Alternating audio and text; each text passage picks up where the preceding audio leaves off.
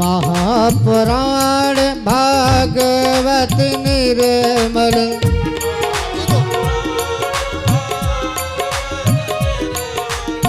सुखमुख विगिलित निगम कल्प फल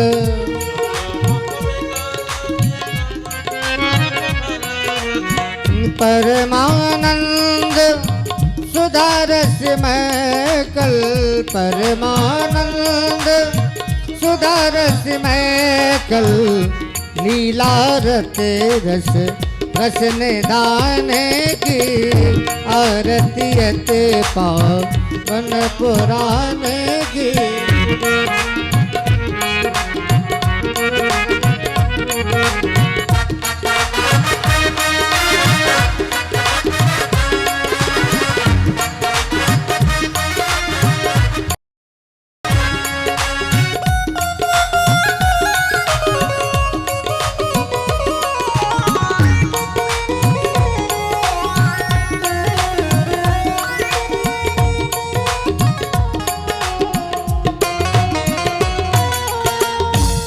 मल मथन त्रिताप निवारण कल मल मथन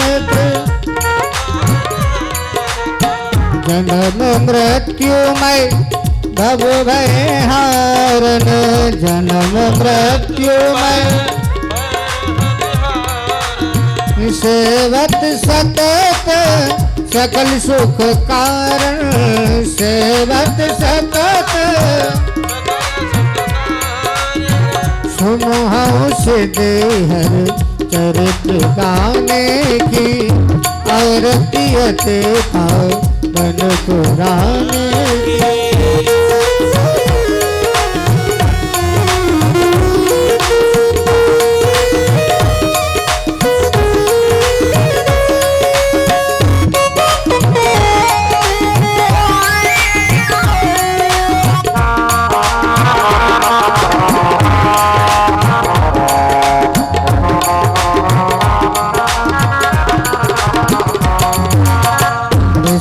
विलास विमोह विनाशन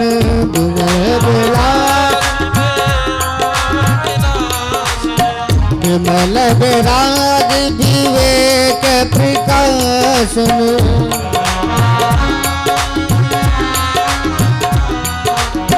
भगवत तत्व रस प्रकाशन भगवत तत्व रस प्रकाशन परम ज्योत पर आत्म ज्ञान की आरतीयते पावन पुराण की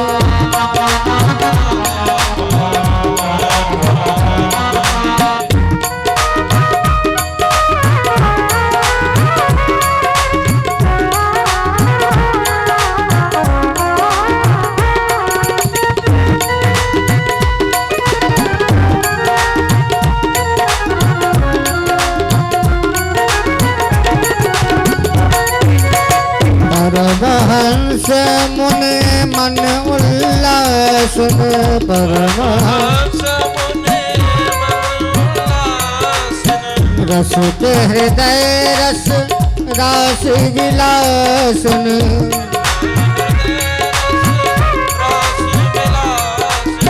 भोक्तृ मुक्ति रत प्रेम सुधासन भोक्तृ मुक्ति रत प्रेम सुभाषण कथा अकिंचन प्रिय सुजान की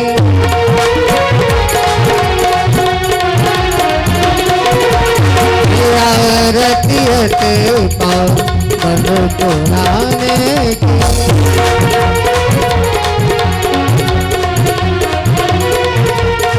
गुरु गौरम करुणावतारम संसार सारम भुजगेन्द्रहारम वसंतम भवानी सतम नमामि देव माता प्रकटा त्वमेव त्वमेव बन्धु च सखा त्वमेव देव विद्या द्रोणं त्वमेव त्वमेव सर्वं मम देव देव हरे राम राम हरे हरे हरे कृष्ण कृष्ण कृष्ण हरे राम राम हरे हरे कृष्ण कृष्ण कृष्ण हरे हरे।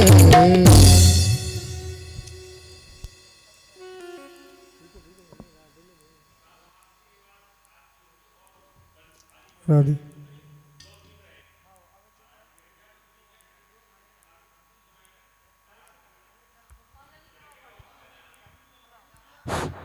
जलेन शीतलीकरणं पुष्पै देवाय वन्दनं हरिः ॐ मां जग्नेन यज्ञमयजन्त देवास्तानि धर्माणि प्रथमान्यासन्नः देहनागमहिमानः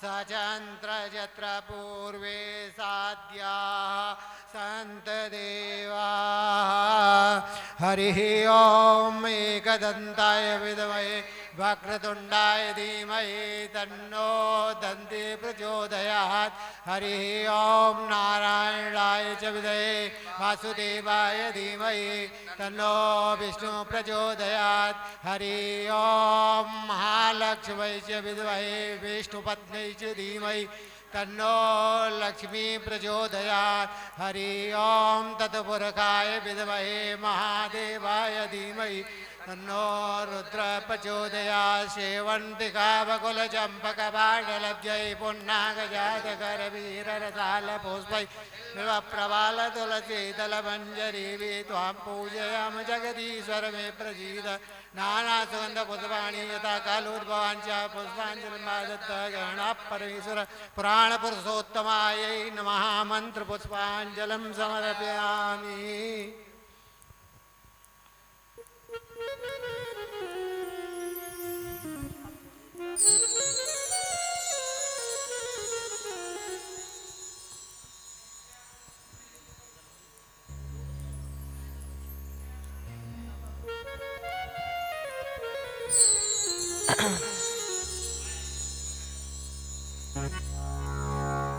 बोले कृष्णचंद्र भगवान की।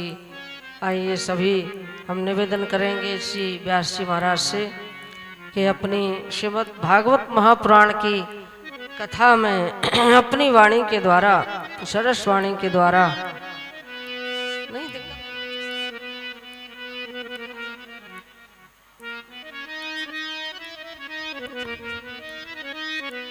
तो आप श्रीमद् भागवत महापुराण की कथा में प्रवेश करके अपनी रश्मयी वाणी के द्वारा श्री संतोष समाज को लाभान्वित करने की कृपा करें श्री व्यास जी महाराज।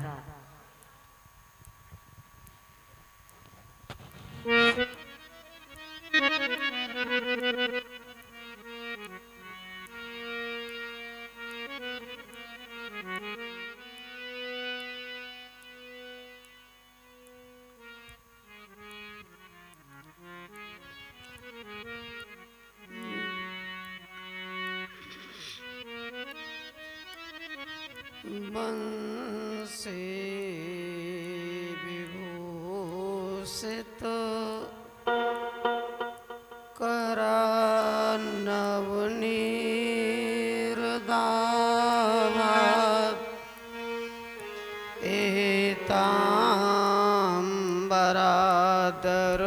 एताम्बरादरुणबिम्ब फलाधरोष्ठा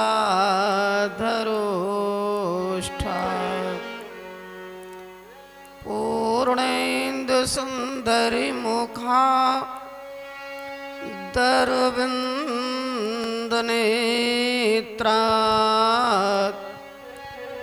कृष्णात् परं किमपि तत्त्वमहं न जाने। वसुदेव सुतं देवं कंसचारूढमर्दनं देवकी परमानन्दं कृष्णं वन्दे जगद्गुरुम्। अज्ञानतिम्रान्धस्य ज्ञानाञ्जनशलाकया चक्षुरुन्मीलितं येन तस्मै श्रीगुरुवे नमः। नारायणं नमस्कृत्यं नरं चैव नरोत्तमं देवीं सरस्वतीं व्यासं ततो जयमुदीरयेत्। यं प्रव्रजन्तमनुपेतं पेतकृत्यं द्वैपायनो विरहे कातरया जुहाव। पुत्रेति तन्मयतया तरवोऽभिनेदुस्तं सर्वभूतहृदयं मुनिमानतोऽस्मि।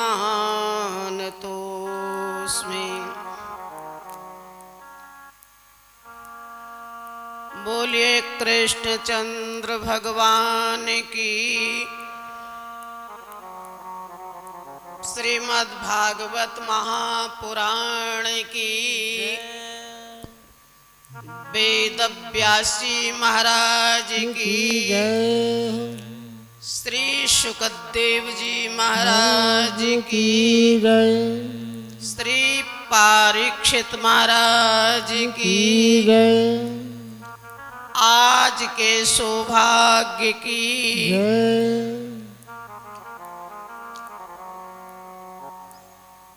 परमादरणीय अखिल कोट ब्रह्मांड नायक परात्पर ब्रह्म कौशल्यानंदन आनंदवर्धन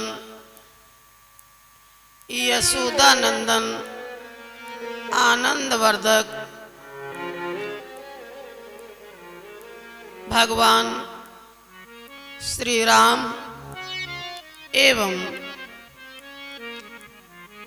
कृष्ण के चरणों में कोट कोट प्रणाम करते हुए श्रीमद् भागवत महापुराण को भी जो साक्षात भगवान श्री कृष्ण का विग्रह है उसको नमन करते हुए मंचस्थ उपस्थित सम्माननीय बहन जी एवं संत श्री महाराज जी और हमारे साथ संगीत पर सहयोग करने वाले हमारे सभी कलाकार यत्र तत्र सर्वत्र जगह से आए हुए श्रीमद् भागवत महापुराण के रसिक भाई व बंधु, सीता सती सावित्री सुलभा के पथ चिन्हों पर चलने वाली हमारी मातृशक्ति माता हुआ बहने, परीक्षित पद पर प्रतिष्ठित हमारी, हम तो चाची बोलते हैं और आज तो परीक्षित महाराज हैं, इसलिए परीक्षित महाराज सबका सम्मान संबोधित करते हुए आइए 2 बार भगवान का नाम में स्मरण करें। हम और आप सब मिलकर बड़े उच्च स्वर से,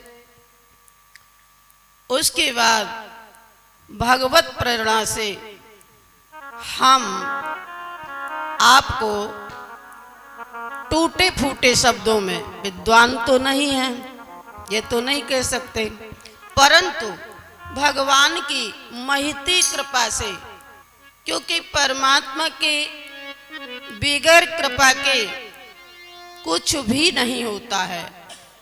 परमात्मा की जब महती कृपा होती है तो पंग भी पर्वत का उल्लंघन कर जाता है। तो पहले 2 बार प्रभु का नाम स्मरण और उसके बाद भागवत प्रेरणा से श्रीमद् भागवत महापुराण की कथा आप श्रवण करेंगे। एक बार हम कहें, दूसरी बार आप सभी। श्री कृष्ण गोविंद हरे मुरारे, हे नाथ नारायण वासुदेव। कृष्ण गोविंद हरे मुरारे, हे नाथ नारायण वासुदेवा। श्री कृष्ण गोविंद हरे मुरारे, हे नाथ नारायण वासुदेव। कृष्ण गोविंद हरे मुरारे, हे नाथ नारायण वासुदेव।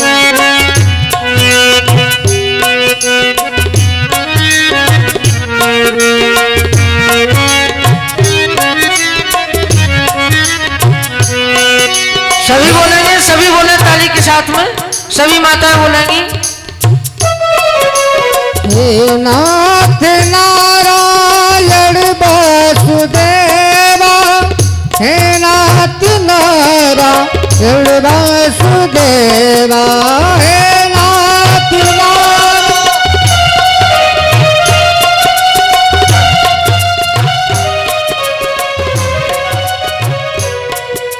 श्री कृष्ण गोविंद हरे मुरारे, हे नाथ नारायण वासुदेव।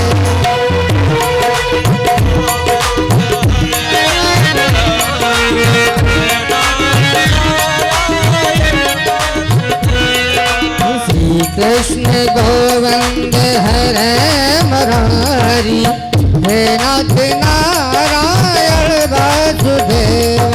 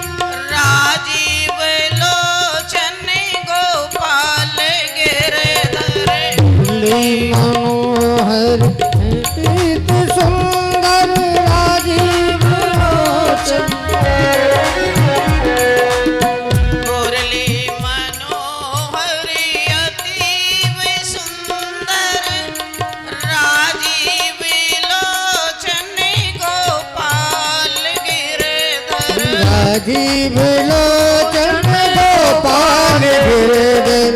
नमामि कृष्णं नमामि कृष्णं, हे नाथ नारायण वासुदेव।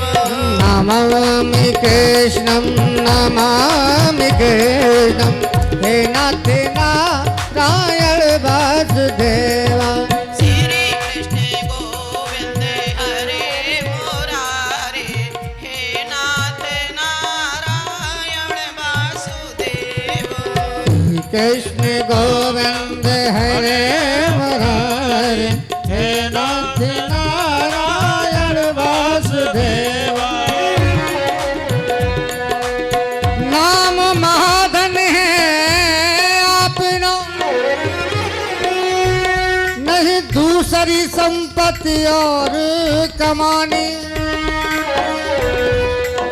छोड़ अटारी अटा जग के, हम गोकुटिया ब्रज माही बनाने,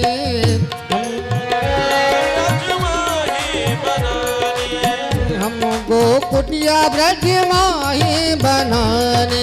श्री कृष्ण गोविंद हरे मुरारे, हे नाथ नारायण वासुदेवा।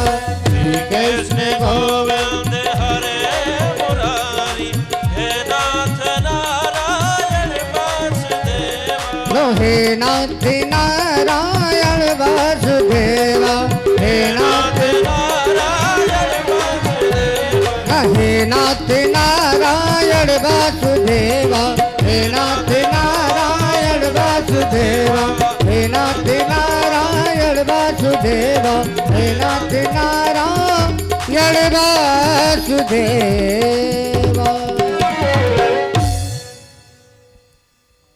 बोलिए कृष्णचंद्र भगवान की।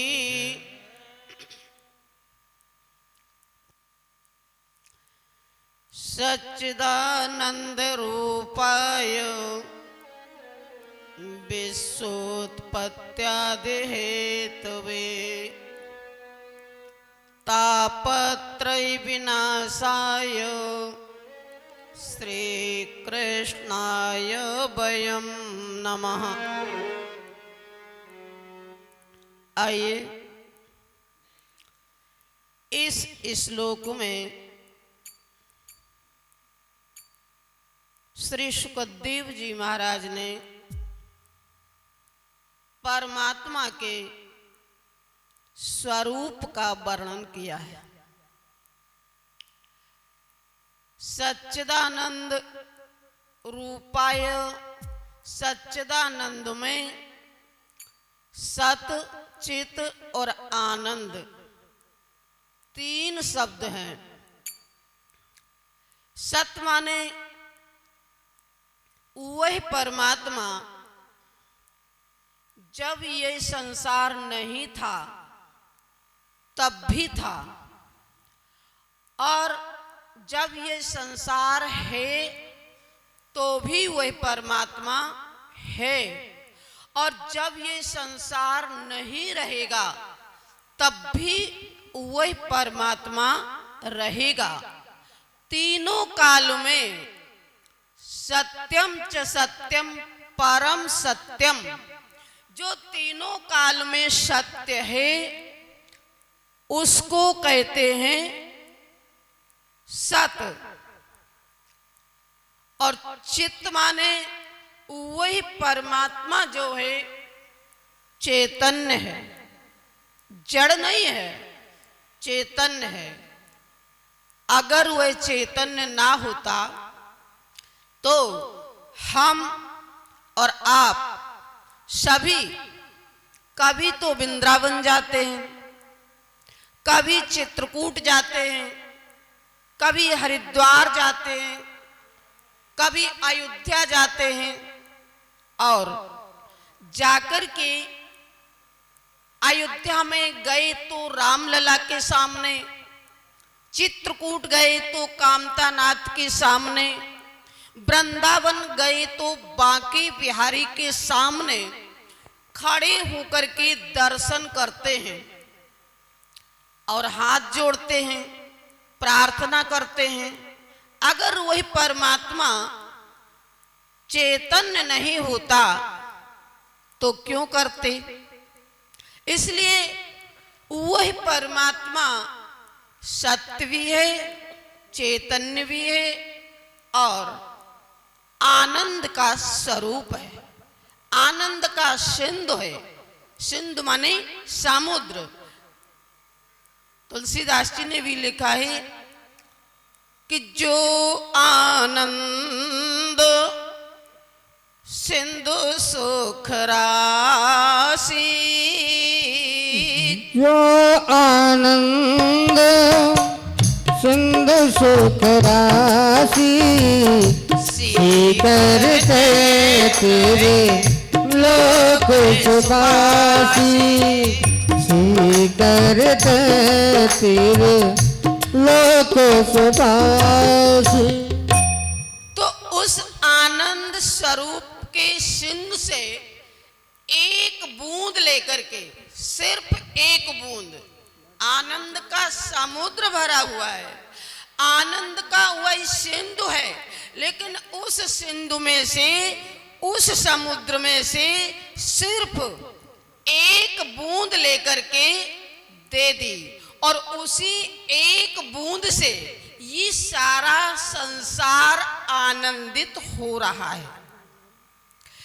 तो वही सत्य भी है, चैतन्य भी है और आनंद का स्वरूप भी है।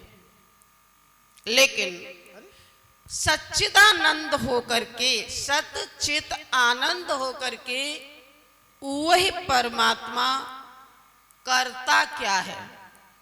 बोले वही परमात्मा विश्वोत्पत्त्यात् हेतवे, विश्व की उत्पत्ति करता है, पालन करता है और उसके बाद सृजन कर देता है। अब आप कहोगे कि ये काम तो हम भी करते हैं। अगर वही काम हम करते हैं और वही काम वही परमात्मा करता है, तो फिर वही बड़ा क्यों, हम छोटे क्यों? लेकिन याद रखो, परमात्मा इस सृष्टि का, इस विश्व का उत्पन्न करता है, पालन करता है और उसके बाद में सृजन कर देता है, नष्ट कर देता है, समाप्त कर देता है। लेकिन आप लोग उत्पन्न तो कर सकते हो, संतान को जन्म तो दे सकते हो, उसके बाद उसका पालन भी कर सकते हो, लेकिन मार नहीं सकते, सृजन नहीं कर सकते। बस उस परमात्मा में और जीवात्मा में यही अंतर होता है। सच्चिदानंद रूपाय विश्वोत्पत्त्याद् हेतवे तापत्रय विनाशाय, तीन तरह के ताप हुआ करते हैं, दैहिक, दैविक और भौतिक।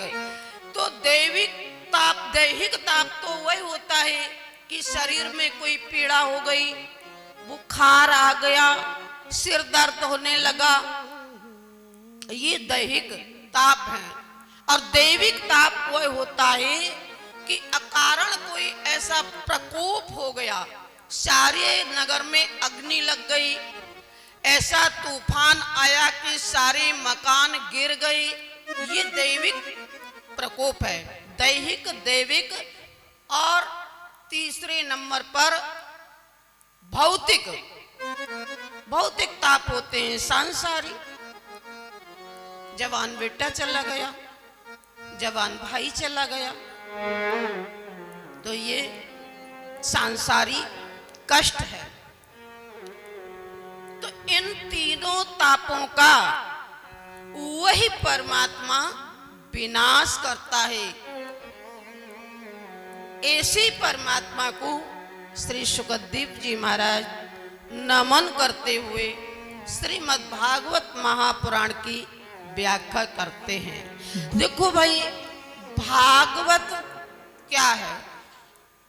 भा माने ज्ञान, भा माने भक्ति, गा माने ज्ञान, वा माने वैराग्य और ता माने त्याग।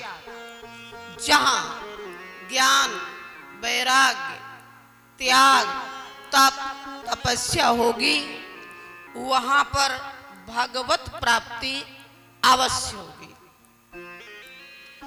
तो श्रीमद् भागवत महापुराण को श्रवण करने के पहले ये समझ लेना चाहिए कि श्रीमद् भागवत पुराण ये कोई साधारण पुस्तक नहीं है। साधारण पुस्तक समझना ही भूल है। ये साक्षात भगवान कृष्ण का विग्रह है। साक्षात भगवान कृष्ण सामने उपस्थित हैं। तो भागवत को सुनने के पहले एक बात और समझ लेना चाहिए। कौन सी? कि सबसे पहले ये समझ लेना चाहिए कि भागवत कहाँ हुई, किसने कही और किसने सुनी। एक सज्जन बोले दूसरे सज्जन से, भैया भागवत हो रही है। सामने वाले ने कहा कि कहाँ हो रही है? बोले ये तो नहीं पता। बोले कौन करवा रहा है? बोले ये भी नहीं पता। कथा कहने कौन आ रहा है? वृंदावन से, अयोध्या से, काशी से कौन आ रहा है? बोले ये भी नहीं पता। तो फिर क्या पता? ये भी नहीं पता है कि कथा कहाँ हुई, ये भी नहीं पता है कि कथा किसने कही, और ये भी नहीं पता है कि कथा किसने करवाई। तो फिर क्या पता है? कुछ नहीं। इसलिए सबसे पहले ये पता होना चाहिए कि भागवत कहाँ हुई। एक बार 88,000 ऋषि मुनि महात्मा भगवान के पास पहुंचे और भगवान से निवेदन किया, प्रभु हम एक अनुष्ठान करना चाहते हैं, एक साधना करना चाहते हैं, तप करना चाहते हैं, एक सत्र करना चाहते हैं। भगवान ने कहा बस। तो बोले कहाँ करें? उत्तम स्थान बताओ, पवित्र जगह बताओ। भगवान ने अपना चक्र लिया और घुमाया। देव उन 88,000 ऋषियों से कहा कि ये चक्र जाकर के जहां गिर जाए समझ लो वही तपोभूमि है, वही पवित्र भूमि है, वही स्थान अनुष्ठान करने के लिए अच्छा है। चक्र घूमता घूमता नेम सारण्य में पहुंचा, जहां मनु और शत्रुपा ने तपस्या की थी। और जैसे ही वहां जाकर के गिरा, वैसे ही भगवान ने कहा जहां चक्र गिरा है बस वही जाकर के तुम ये अपना अनुष्ठान, अपना 7 दिवसीय श्रीमद् भागवत महापुराण का आयोजन करो। समस्त ऋषि मुनि महात्मा वहां पहुंच गए और वहां पहुंच करके भागवत में 4 वक्ता हैं और 4 ही श्रोता हैं, 5वां कोई नहीं है। शौनक जी प्रश्न करते हैं, ये श्रोता हैं, तो सूत जी महाराज वक्ता हैं, श्री सुखदेव जी महाराज वक्ता हैं, तो राजा परीक्षित श्रोता हैं, सनकादिक ऋषि वक्ता हैं, तो नारद जी श्रोता हैं, मैत्रेय जी वक्ता हैं, विदुर जी श्रोता हैं। इस प्रकार से 4 वक्ता 4 श्रोता, 5वां कोई नहीं। तो श्रीमद् भागवत महापुराण को श्रवण करने के लिए जिस समय सूत जी महाराज आसन पर आसीन हुए, उस समय शौनक जी ने प्रश्न किया, अज्ञान ध्वांत विध्वंस कोटि सूर्य समाप्रभ सूताख्याय कथा सारम मम कर्ण रसायनम। शौनक जी ने प्रश्न किया, प्रभु आप जो हैं कोट कोट आपका जो ज्ञान है कोट कोट सूर्यों के समान अज्ञान रूपी अंधकार को दूर करने के लिए है, इसलिए आप मुझे ऐसी कथा सुनाइए जिस कथा को श्रवण करने से हमारे हृदय में विचार और विवेक की उत्पत्ति हो, ज्ञान वैराग्य और भक्ति का प्रादुर्भाव हो, माया का छुटकारा हो और परमात्मा की प्राप्ति हो। ऐसी कथा सुनाओ, सांसारिक कथा नहीं। हमें ज्ञान और वैराग्य और भक्ति की कथा सुनाओ। कथाएं तो बहुत होती हैं, कुछ कथाएं ऐसी भी होती हैं जिनको सुनकर के लोग अपनी दृष्टि नीचे कर लेते हैं, कभी कभी समाज से खड़े होकर के चल देते हैं। लेकिन नहीं, प्रश्नकर्ता प्रश्न कर रहा है कि मुझे ऐसी कथा सुनाओ जिस कथा को सुनने से हमारे कान तृप्त हो जाएं। श्री सूत जी महाराज कहते हैं शौनक जी से,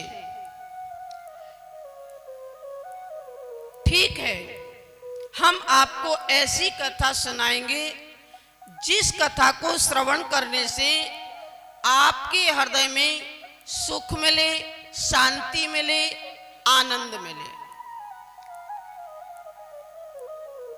काल के भय से भयभीत होकर के राजा परीक्षित को सुखदेव जी महाराज ने कथा सुनाई थी। तो परीक्षित जी जैसे ही कथा श्रवण करने के लिए विराजमान हुए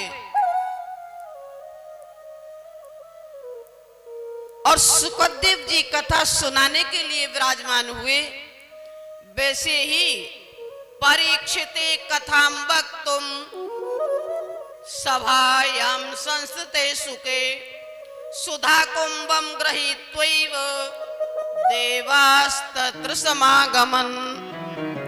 कथा कहने के लिए जैसे ही सूत जी विराजमान हुए, वैसे ही स्वर्ग लोक से देवता लोग आ गए। और कैसे आए? खाली हाथ नहीं।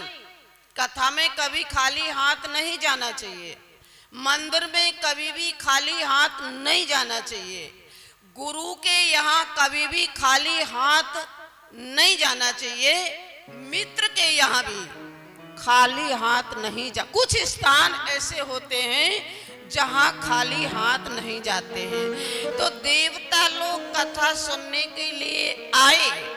कैसे आए? हाथ में अमृत का कलश लेकर के आए। और उस अमृत के कलश को लेकर के जब आए तो सूत जी महाराज के सामने खड़े होकर के कहने लगे, प्रभु इस अमृत को आप ले लो। काय के लिए ले लें? बोले ये परीक्षित महाराज मृत्यु के भय से भयभीत होकर के कथा सुनने के लिए बैठे हैं। वैसे राजपाट में, घर गृहस्थी में, राजा होने के नाते देश का कार्यभार करने में व्यक्ति लगा रहता है, कथा सुनने की फुर्सत नहीं मिलती। तो ये श्रृंगी ने जो श्राप दे दिया है, उस श्राप से भयभीत होकर के, मृत्यु के भय से भयभीत होकर के ये कथा सुनने के लिए बैठे हैं। तो आप ये अमृत का कलश ले लो और इनको अमृत पिला दो, इनकी मृत्यु नहीं होगी। और बदले में आप हमें ये कथा सुना दो, हमारा कल्याण हो जाएगा। श्री सूत जी महाराज ने देवताओं की वाणी पर ध्यान नहीं दिया, क्योंकि देवता बड़े स्वार्थी होते हैं। स्वार्थी तो सब होते हैं। सुर नर मोने सबकी यही रीति, सुर नर मोने सबकी यही रीति, स्वार्थ लागे प्रीति। हो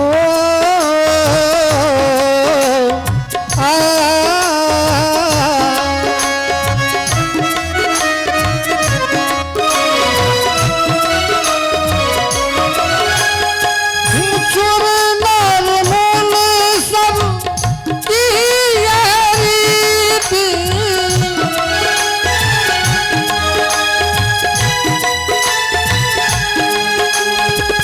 स्वार्थ लागे करे सब प्रीति।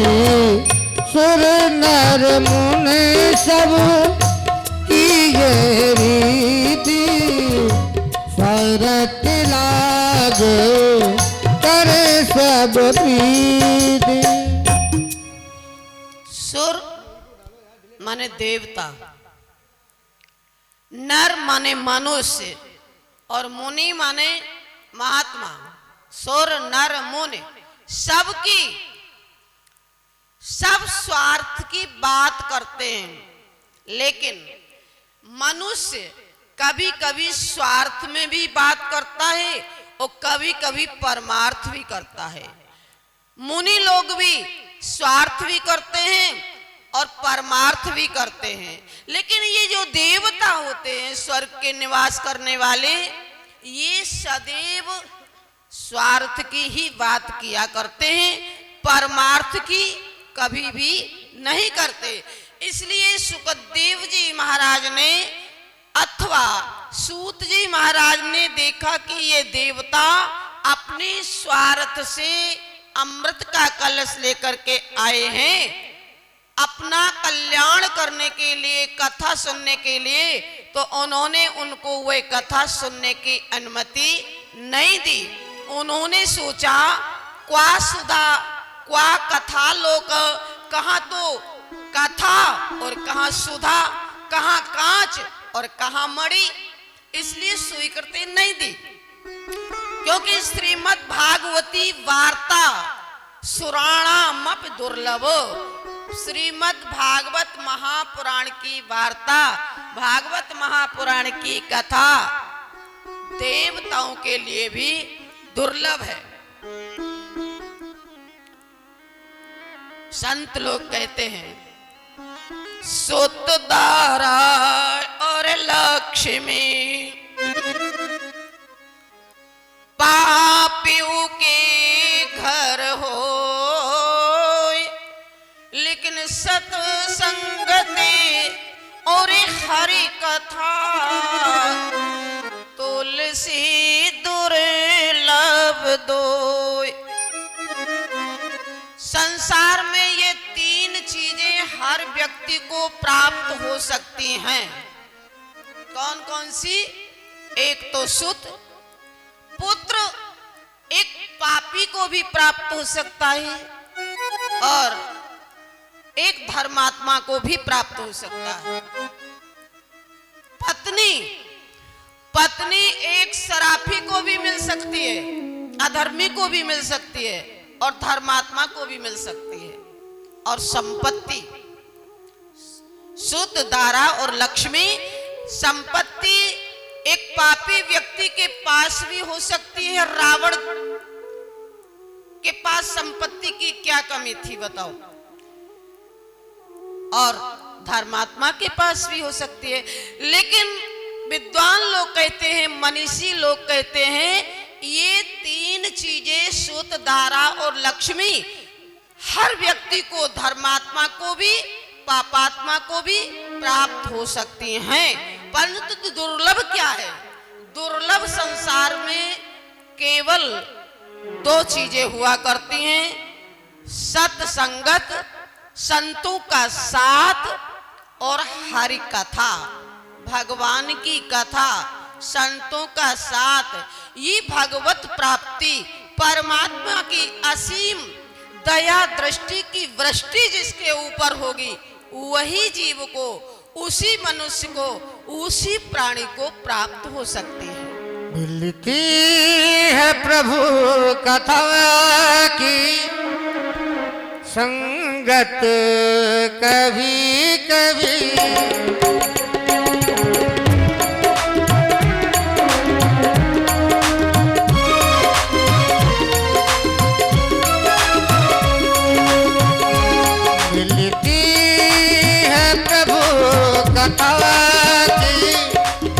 संगत कभी कभी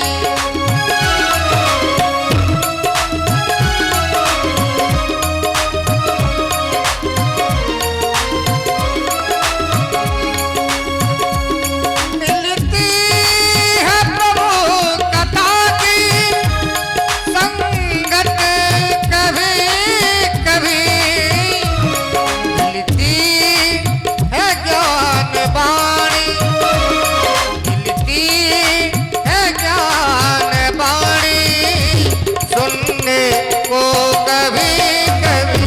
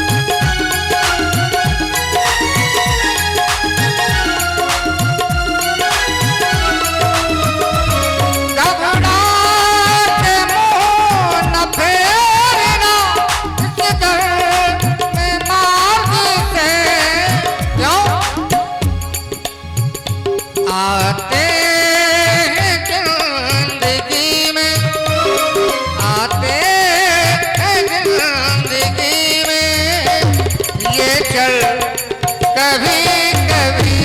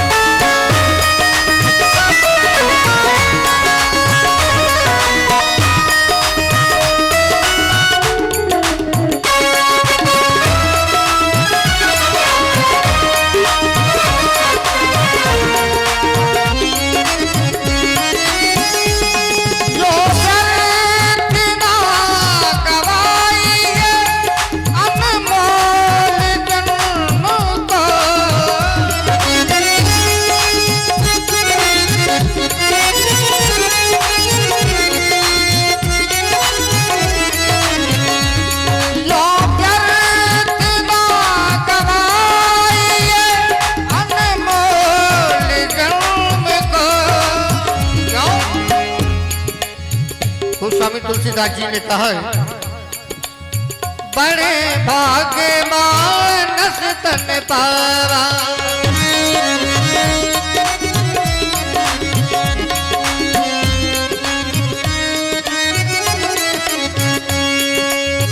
बड़े भाग्य मानस तन पावा सुर दुर्लभ सब तन गावा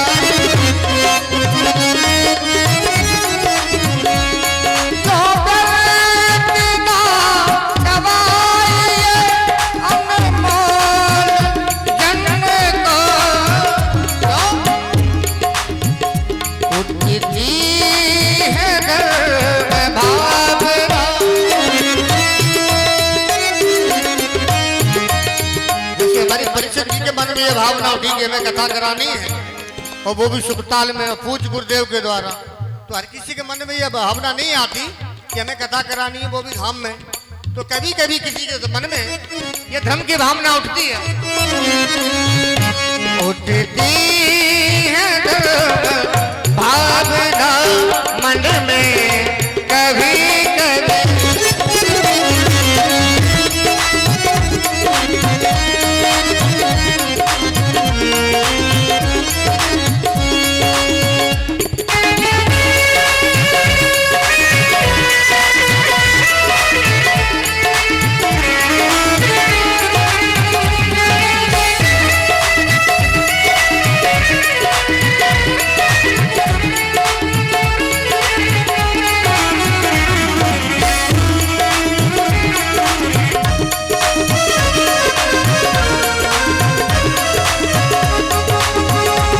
मिलती है प्रभु कथा की संगत कभी कभी।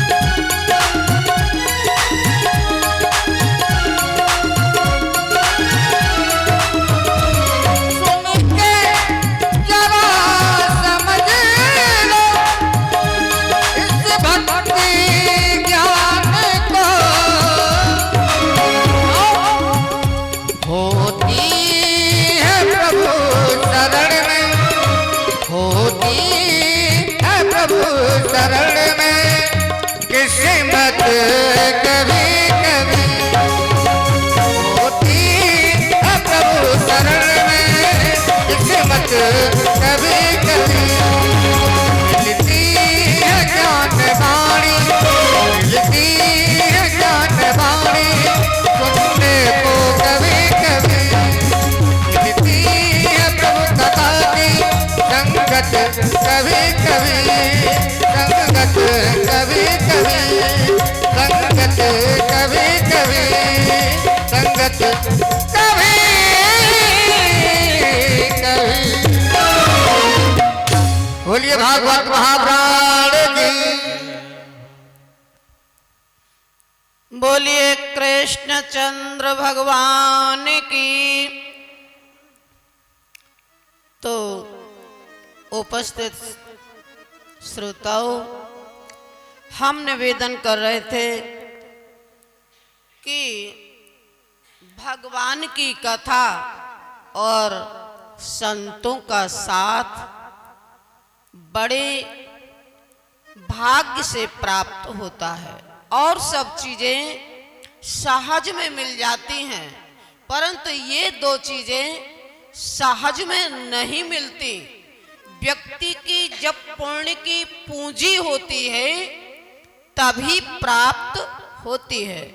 तुलसीदास जी ने भी लिखा है कि मंगल करने कल मले हरन तुलसी कथा रघुनाथ की।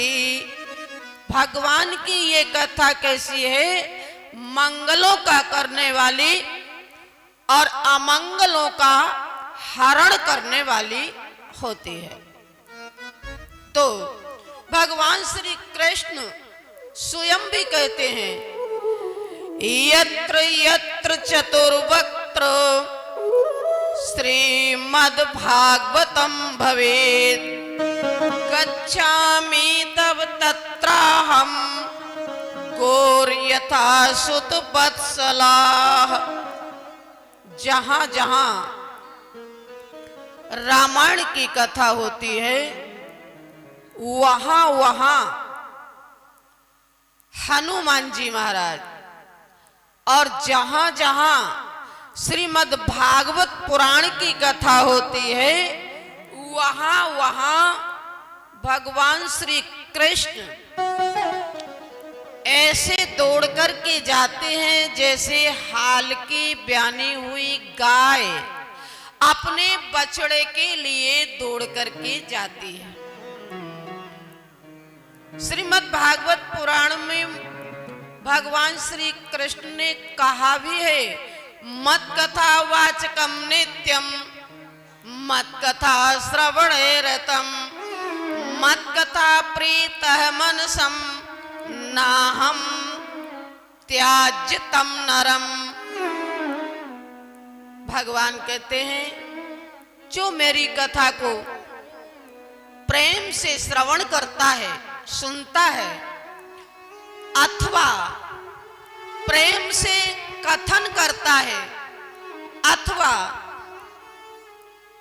मेरी कथा को सुन करके गदगद होता है, रोमांचित होता है, मैं उस जीव को, उस व्यक्ति को कभी नहीं त्यागता, उसके हृदय में हमेशा निवास करता हूं।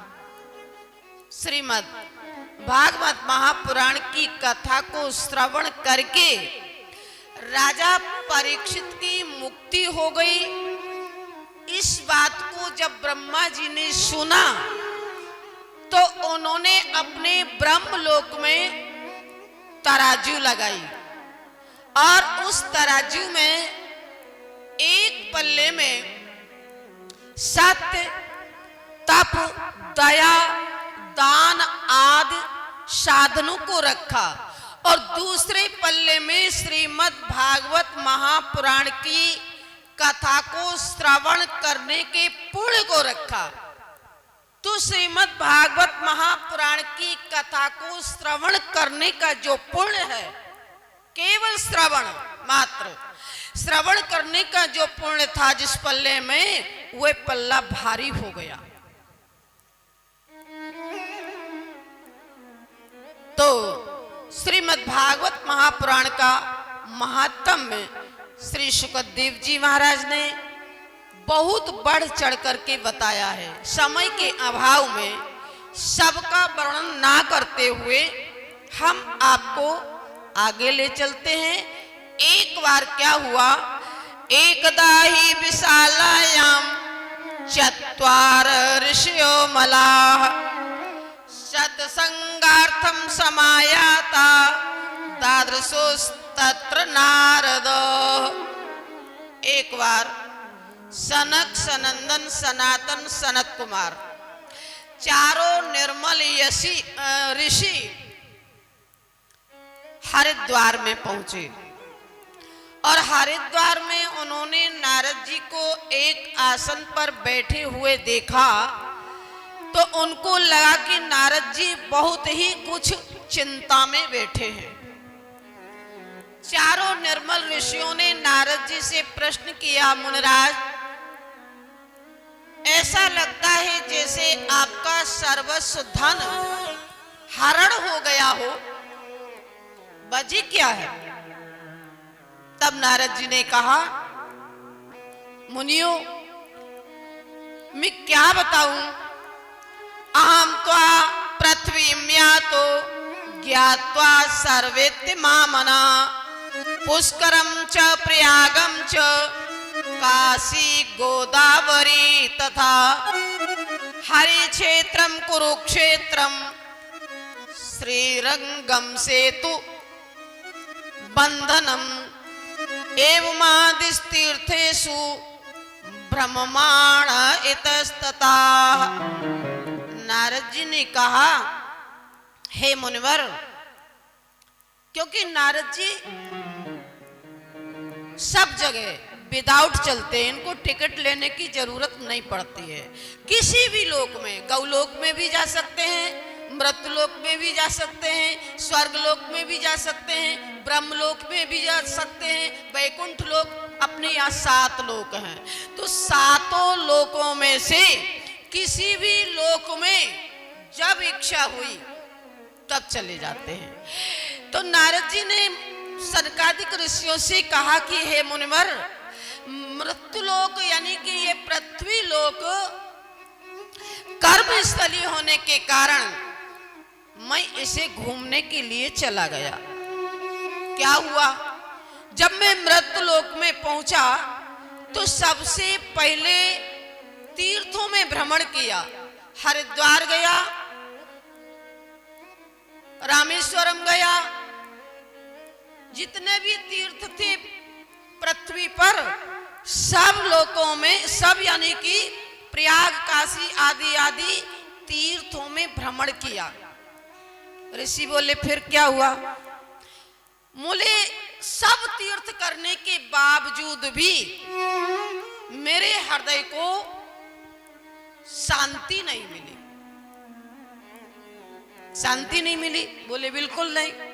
अंत तो गत्वा, मैं वृंदावन पहुंचा और जब मैं वृंदावन में पहुंचा तो मैंने क्या पाया कि वृंदावन में भी सर्वत्र कली का प्रभाव है, कलयुग का प्रभाव है। ना तो कोई तप करता है, ना कोई दया किसी के ऊपर करता है, न कोई दान करता है और न ही कोई धर्म पर चलता है। ये देखा,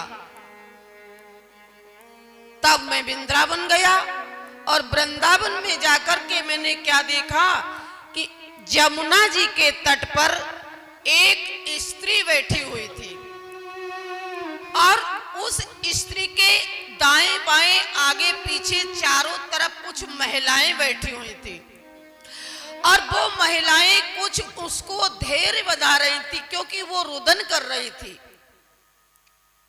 और उसके सामने दो पुत्र यानी कि दो व्यक्ति जर्जर स्थिति में पड़े हुए थे। कौतूहलवश मैं उस स्त्री के पास चला गया। नारद जी कौतुकी तो है ही। भो भो साधु क्षणम तिष्ठ। नारद जी कहते हैं, हे ऋषवर, जैसे ही उस स्त्री के पास मैं पहुंचा वैसे ही वह स्त्री हाथ जोड़ करके खड़ी हो गई।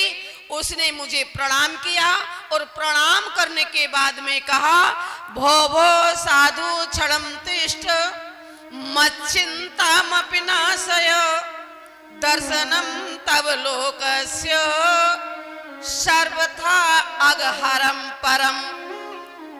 महात्मा जी, एक क्षण के लिए आप ठहर जाइए, मेरी चिंता को दूर करते जाइए। मैंने उससे पूछा, तुम कौन हो? तो उसने कहा कि मेरा नाम है भक्ति। हमारे आगे पीछे दाएं बाएं जो महिलाएं बैठी हुई हैं, ये गंगा जमुना कमला बिमला आदि आदि नदियां हैं और हमारे सामने ये जर्जर यानी वृद्ध रूप में दो पुरुष पड़े हुए हैं। ये हैं ज्ञान और वैराग्य। नारद जी, होना तो ये चाहिए कि माता वृद्ध हो और पुत्र जवान हो, परंतु हमारी स्थिति जो है वो बिल्कुल उससे हटकर है। मैं तो इस वृंदावन में आकर के जवान हो गई और मेरे दोनों पुत्र ज्ञान और वैराग्य ये जर्जर हैं। नारद जी ने समझाया और कहा, ना विषादस्तोयाकार थे हरे ते तू करिष्यति। तुम विषाद मत करो। जैसे ही भगवान श्री कृष्ण इस धराधाम को छोड़ करके गए, वैसे ही कलयुग ने अपना अड्डा जमा लिया। तो युग के प्रभाव से ये हो रहा है, इसलिए देवी खेद करने की जरूरत नहीं है। भक्ति ने कहा, नारद जी, राजा परीक्षित इस कलयुग को मार रहे थे, तलवार निकाल ली थी, लेकिन इसे छोड़ क्यों दिया? तो नारद जी कहते हैं कि इस युग में एक बहुत अच्छा यानी कलयुग जो है ना, इसमें एक बहुत अच्छा गुण था। उस गुण को देख करके राजा परीक्षित ने इस कलयुग को छोड़ दिया। क्या गुण था? बोली, सतयुग में और त्रेता में, द्वापुर में तप करने से, साधना करने से, तपस्या करने से जो फल नहीं मिलता है, कलयुग में वही फल मात्र कीर्तन करने से प्राप्त हो जाता है। कलयुग केवल हरे गुण गा।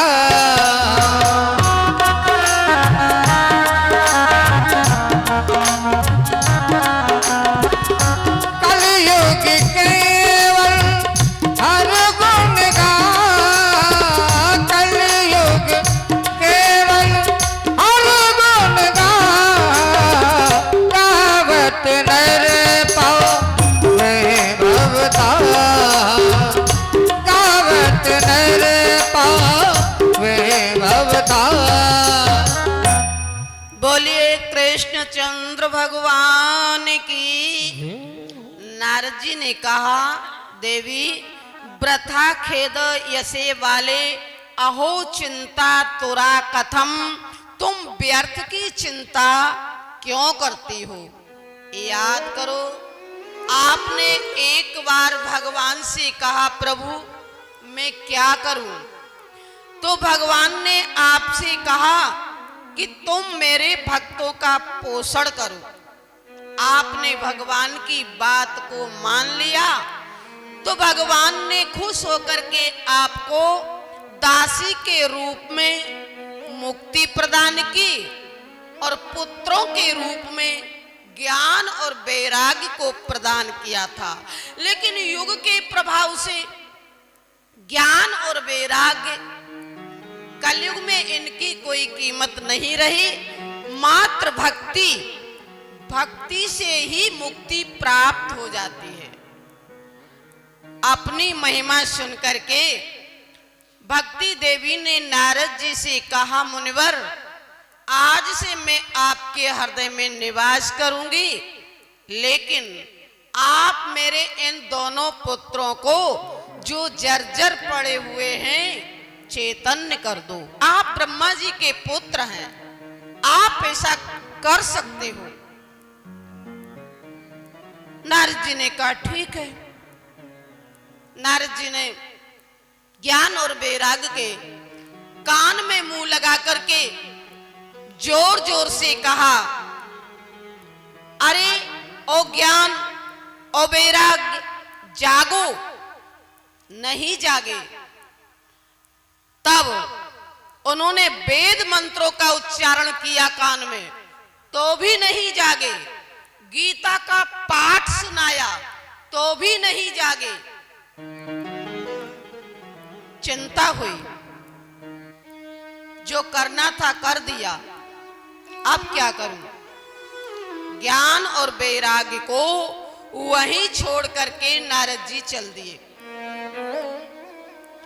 आकाशवाणी ने कहा, हे मुनिराज आप चिंता न करो, एक काम करो।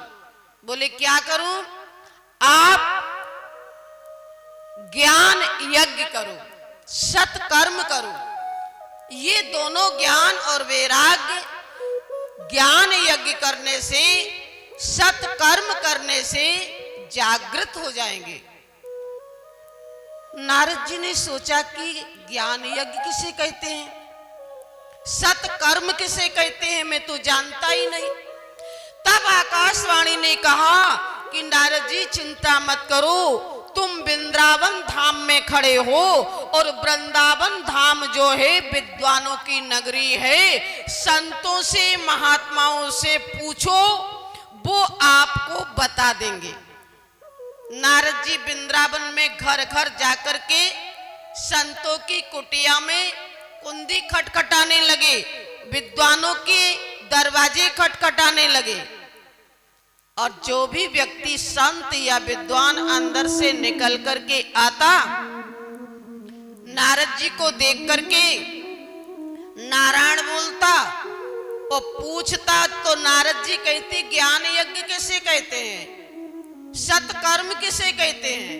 तो वो सामने वाला चुप हो जाता, अपना गेट बंद कर लेता और अंदर हो जाता और कहता कि जब ब्रह्मा जी के पुत्र नारद को ही पता नहीं है तो हम क्या जाने। पूरे वृंदावन में नारद जी इस तरीके से घूम रहे। अंत तो गत्वा नारद जी ने सोचा कि अब मैं भद्र का आश्रम जाकर के तप करूंगा और भगवान से पूछूंगा। और जब भद्र का आश्रम पर पहुंचे तो वहां इनको चारों निर्मल ऋषि आते हुए दिखाई दिए। नारद जी ने खड़े होकर के प्रणाम किया, आसन दिया, प्रश्न किया, ज्ञान यज्ञ किसे कहते हैं, सत्कर्म किसे कहते हैं। तो उन निर्मल ऋषियों ने बताया, नारद जी काहे को चक्कर में पड़े हुए हो, श्रीमद् भागवत महापुराण का कथन ही सत्कर्म है। श्रीमद् भागवत महापुराण का कथन ही ज्ञान यज्ञ है। ब्रह्मा जी को 4 श्लोकों में आपने श्रीमद् भागवत महापुराण का कथन करवा के व्यास जी के हृदय का शोक दूर किया था, तो अब आप ये क्यों सोच रहे हो? नारद जी ने कहा, हमने तो वेदांत सुनाया, वेदों के श्लोक सुनाए, पुराणों के श्लोक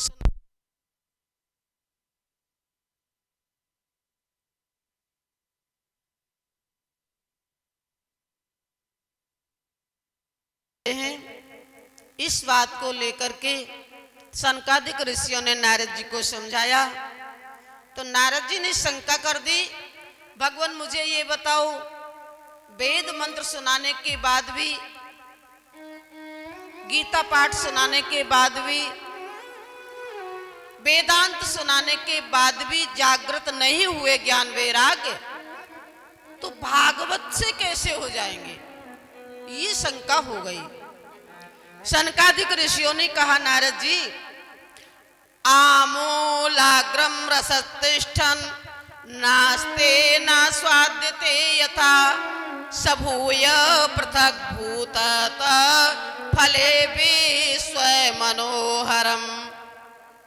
सनकादिक ऋषियों ने कहा, आम के हर पत्ते में, हर डाली में रस होता है, लेकिन उसे अगर दांत से चबाओगे तो दांत टूट जाएगा, लेकिन रस नहीं मिलेगा। और वही आम जब फल के रूप में पका हुआ फल आप खाते हो तो रस प्राप्त होता है, स्वाद प्राप्त होता है। दूसरी बात, दूध में घी दिखाई नहीं देता, यद्यपि दूध में घी है लेकिन दिखाई नहीं देता है। कब दिखाई देता है? जब दूध को क्रियान्वित किया जाता है, दूध को तपाया जाता है, ठंडा किया जाता है, जमाया जाता है, बिलोया जाता है, मक्खन निकाला जाता है, और उस मक्खन को जब तपाते हैं तब घी का रूप प्राप्त होता है। गन्ने में छोर में, बीच में, अंत में खांड होती है, शक्कर होती है, लेकिन दिखाई नहीं देती। जब क्रिया की जाती है तब दिखाई देती है। उसी प्रकार से श्रीमद् भागवत महापुराण की जो कथा है, जैसे सिंह की गर्जना को सुनकर हाथी भयभीत हो जाता है, वैसे ही श्रीमद् भागवत महापुराण की कथा है। सिंह की गर्जना से हाथी ही नहीं, भेड़िए भी भाग जाते हैं। भागवत की कथा श्रवण करने से ज्ञान वैराग्य जागृत हो जाएंगे। तब नारद जी ने कहा, तो ठीक है, ज्ञान यज्ञम करिष्यामि शोक शास्त्र कथोज्वलम भक्ति ज्ञान विरागाणाम स्थापनार्थम प्रयत्नतो। नारद जी ने कहा, मुनिवर, ज्ञान वैराग्य और भक्ति तीनों को स्थापित करने के लिए, तीनों को जागृत करने के लिए मैं इस ज्ञान यज्ञ को, इस सत्कर्म को, श्रीमद् भागवत महापुराण को अवश्य ही करूंगा। लेकिन कहाँ करूं, कितने दिन करूं? तो ऋषियों ने बताया कि आप हरिद्वार में जाकर, जहां संतों का निवास है, मुनियों का निवास है, आनंद नाम का घाट है, वहां जाकर के 7 दिन तक श्रीमद् भागवत महापुराण का कथन करो, श्रवण करो। ज्ञान वैराग्य और भक्ति तीनों ही वृंदावन से जागृत होकर के वहां आ जाएंगे। नारद जी श्रीमद् भागवत महापुराण रूपी यज्ञ करने के लिए, सत्कर्म करने के लिए, ज्ञान यज्ञ करने के लिए तैयार हो गए। अब ये चर्चा हम आप लोगों को कल की सभा में करेंगे।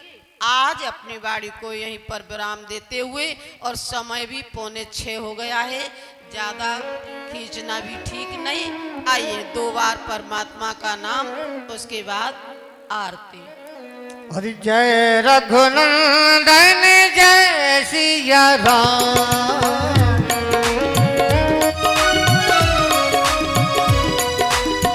जय रघुनंदन जय सिया राम,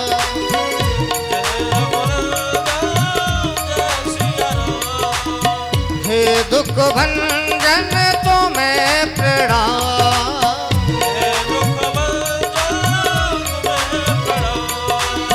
भ्राति भ्राति को है परमेश्वर, बोलिए आप बोलिए सभी जय हरि बोल।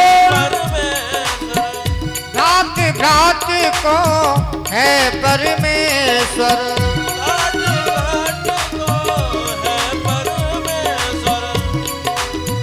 भ्राति भ्राति को है परमेश्वर, भ्राति भ्राति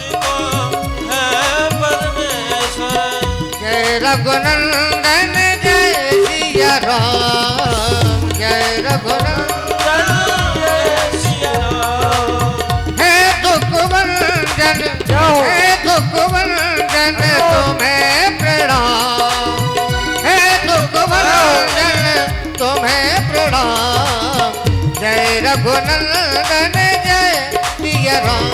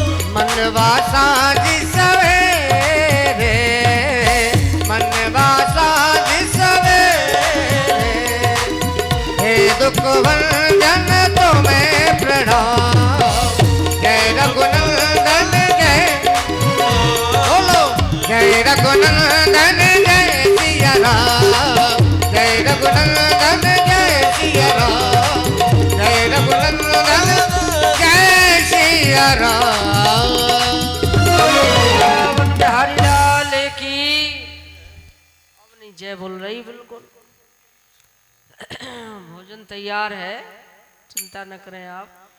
बोले भागवत भगवान की। देखिए बहुत ही महत्वपूर्ण स्थान पर आप लोग बैठे हैं। भागवत जी की अभी महाराज जी ने बताया कि सूत जी ने ये कहा कि ऐसी कथा सुनाओ जो हमारा कल्याण कर सके और हमारे कानों को प्रिय लगे।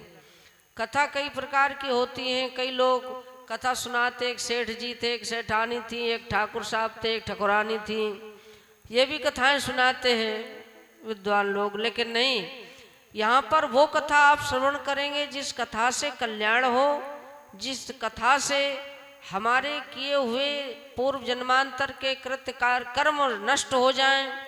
हम ऐसे स्थान पर बैठ कर के कथा श्रवण कर रहे हैं जो बड़े ही भाग्य से प्राप्त होता है। बहुत ही भाग्य से ऐसे कार्यक्रम प्राप्त होते हैं। तो आप सभी और जिसके मन में, जिसके हृदय में जो संकल्प है, ऐसे नियम ये होता है। महाराज जी ने बताया खाली हाथ कथा में नहीं जाते, अपने हाथ में संकल्प ले। देखो भागीरथी को, गंगा जी को भागीरथ लेके आए थे। अपने पूर्वजों के उद्धार करने के लिए भागीरथ जी गंगा जी को तपस्या करके लाए थे। लेकिन आज कितने लोग गंगा मैया में स्नान करके अपने पूर्वजों को उद्धार कर रहे हैं। तो हमारे परीक्षित जी के द्वारा श्री राजा बेटी तोमर और उनके परिवार, बेटा, बहू, सभी बेटी, इन्होंने एक संकल्प लिया था। अचानक ऐसा संकल्प हुआ, हमको भी पता नहीं था। ये तीर्थ में बैठ करके हम आपको सच्ची बात बता रहे हैं। हमको भी कथा होनी थी, लेकिन कहाँ होनी थी? ग्वालियर में होती, नौनेरा में होती। लेकिन ये कैसे, किसकी प्रेरणा से इन्होंने कहा गुरुजी ये भागवत तो सुखताल में होना चाहिए। और हमें कभी ये कन्फर्म नहीं था कि सुखताल में कथा होनी चाहिए, पर इनकी हृदय की आवाज निकली कि सुखताल में कथा होना चाहिए। जहां 5700 वर्ष पुराना वट वृक्ष है, पीछे आप जाएंगे दर्शन करने के लिए। कितना? 5700 वर्ष पुराना। कलयुग को आए हुए 5700 वर्ष हो गए। 4,32,000 इस कलयुग की उम्र है, पर अभी तो प्रारंभ है। इतना पुराना कोई पुरखा, कोई चीज आपने नहीं देखी होगी जिसका दर्शन यहाँ करोगे। वो वट वृक्ष है जिसके नीचे सुखदेव जी ने प्रथम परीक्षित जी महाराज को यही भागवत जी की कथा, आगे सुनेंगे कथा में, श्रवण कराई थी। तो भाई हमें भी लगा कि ये कथा कैसे संभव हो सकती है। सुखताल में सारी व्यवस्था बनाना, सारी व्यवस्थाओं को देखना, जिम्मेवारी कौन की होगी। लेकिन आप जानते हैं, जिसके हृदय का संकल्प दृढ़ होता है, नोट कर लेना इस चीज को, किसी कार्य को करने का जिसका संकल्प दृढ़ होगा, मजबूत होगा, उसकी सहायता परमात्मा करता है। हमारी भी ताकत नहीं थी कि हम यहाँ आप लोगों को इतनी सहयोग करके इस कार्यक्रम को रख सकें, पर हमारे बीच में भगवान की महती कृपा से एक संत हमको प्राप्त हुए जो बालकृष्ण जी महाराज, प्रभु जी महाराज के नाम से जाने जाते हैं। इन्होंने इतना अथक प्रयास किया कि कोई परिवार वाला नहीं कर सकता है। अथक प्रयास, कितने चक्कर यहाँ लगाए, कितनी व्यवस्थाएं। आज सुबह से चाय तक नहीं पिए, ऐसे घूम रहे हैं दौड़ते आप लोगों की व्यवस्थाओं में। तो ये प्रभु की कृपा से, इसे कहते हैं परहित करने वाले संत। संत बिटप सरिता गिरधरनी, परहित है तो इन्हीं की करनी।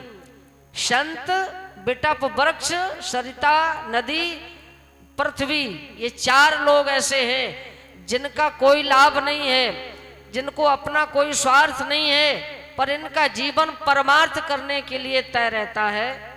तो श्री ऐसे महाराज जी हमको प्राप्त हुए और उनके अथक प्रयास से, उनके परमार्थ की भावना प्रगाढ़ के कारण आज ये आप लोगों को लाभ प्राप्त हो रहा है। तो आइए अपने अपने मन में संकल्प करके कथा सुनिए, और ऐसा नहीं कि भोजन प्रसाद पाके कमरे में सो जाएं।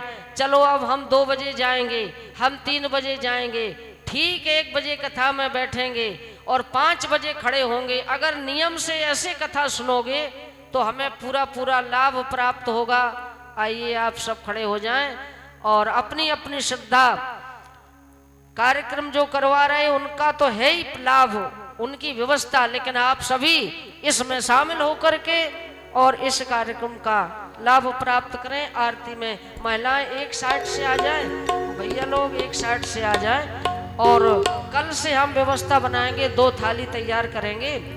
तो 1 थाली नीचे के लिए और 1 थाली हमारे, 2 हैं, हो गई? हाँ ठीक है, ठीक है। आप सब लोग नीचे की थाली से पहले हमारे भाइयों को दे दो, इसके बाद में मालाएं माताएं सभी लेंगी और आरती करेंगे। आरती के बाद में यहाँ से हम विसर्जन करेंगे। बोल गुरुदेव भगवान की जय। ओम चंद्रमा मनसो जातस्य तथो सूर्यो जायत श्रोत्राद् वायुष्य प्राणस्य मुखादिदग्निरजायत। श्री भागवत भगवान की है आरती, पापियों को पाप से है तारती। भागवत भगवान की है आरती, पापियों को पाप से है तारती। पापियों को पाप से, पापियों को पाप से, पापियों को पाप से, पापियों को पाप से श्री भागवत भगवान की है आरती, पापियों को पाप से है तारती।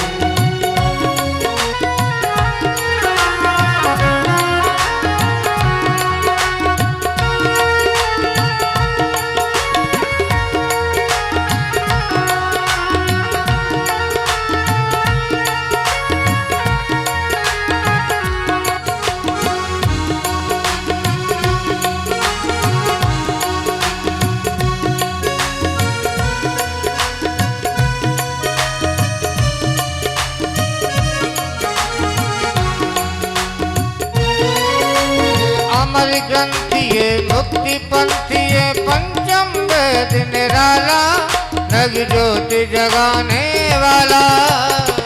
अमर ग्रंथ ये मुक्ति पंथ ये पंचम वेद निराला, नव ज्योति जगाने वाला।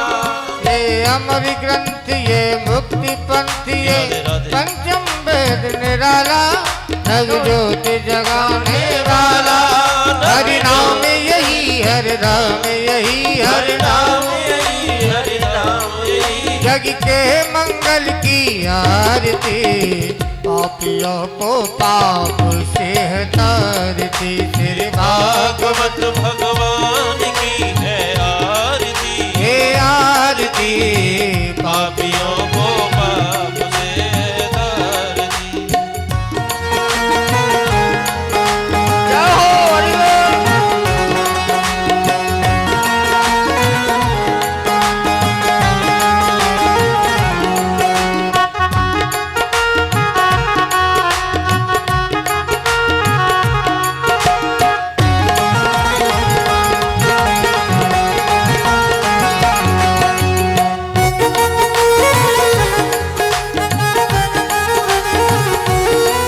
ये शांति गीत पावन पुनीत, पापों को मिटाने वाला, हरि दर्श कराने वाला। हरि दर्श कराने वाला, हरि दर्श कराने वाला। हे सुख करनी ये दुख हरणी, सुख करनी है दुख हरनी। श्री मधुसूदन की आरती, पापियों को पाप से है तारती। श्री भागवत भगवान की है आरती, हे आरती, पापियों को पाप से है तारती।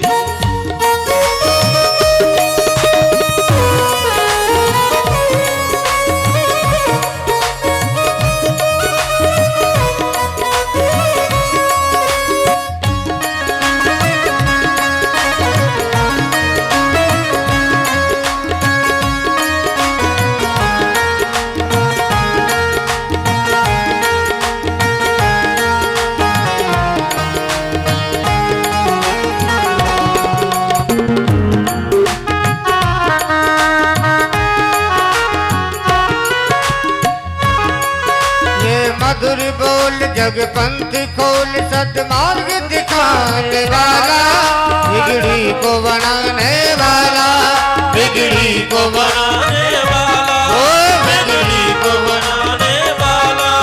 श्री राम यही घनश्याम यही, श्री राम यही घनश्याम यही। प्रभु के महिमा की आरती, पापियों को पाप से है तारती। श्री भागवत भगवान की है आरती, हे आरती, पापियों को पाप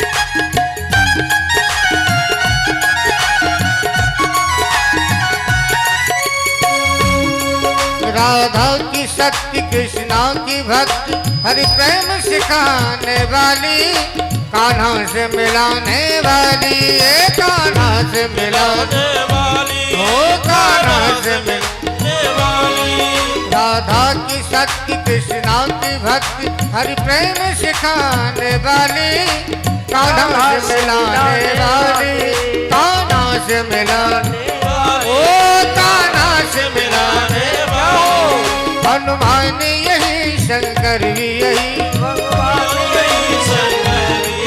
हनुमान यही शंकर भी यही काली भी यही दुर्गा भी यही प्रभु के महिमा की आरती पापियों को पाप से है तार श्री भागवत भगवान की है आरती हे आरती पापियों को पाप से है तार कर्पूर गौरम करुणावतारम संसार सारम भुजगेन्द्रहारम सदा वसंतम हृदयारविंदे भवम भवानी शरणं नमामि तुमेव माता च पिता तुमेव बन्धु च सखा तुमेव विद्या द्रविणं तुमेव सर्वं मम देव देव हरे राम राम राम हरे हरे राम हरे हरे कृष्णा कृष्ण कृष्ण हरे राम राम हरे हरे कृष्णा कृष्ण कृष्ण हरे राम राम हरे हरे कृष्णा कृष्ण कृष्ण हरे